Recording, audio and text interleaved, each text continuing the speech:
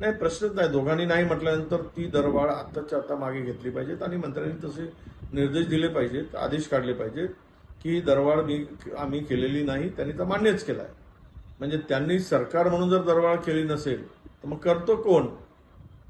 कारण तिथे महामंडळ अध्यक्ष नाही किंवा अध्यक्ष असेल तर सरकारच्या परमिशन शिवाय ते करता येत नाही.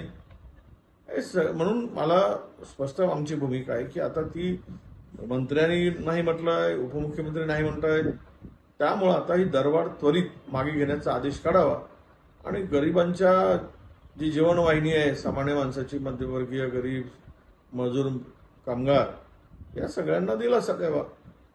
नेमका या खात्याचं वाली कोण आणि खातं कोण चालवतं?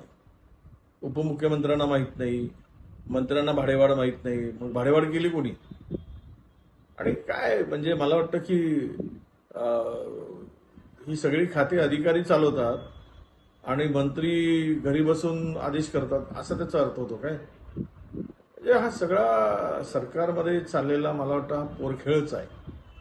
आणि ही गंमत जम्मत जी असते तशी गंमत जम्मत सरकारमध्ये चालली की काय असं आता वाटायला लागलं. कुठल्याही प्रकारचं गांभीर्य नाही. आणि जर हा निर्णय अधिकाऱ्यांनी घेतला असेल तर मग त्या अधिकाऱ्यावर कोण कारवाई करेल? ते कारवाईसाठी पात्र नाहीत का? मग मंत्री करणार का त्यांच्यावर कारवाई? असे अनेक प्रश्न उपस्थित होतील. म्हणून मला वाटतं की अंगलट आलं की मी नाही म्हणायचं, चांगलं झालं की श्रेय घ्यायचं, अशी दुपट्टे भूमिकेतून हे सरकारचं एकूण कामकाज सुरू आहे असं माझं मत आहे.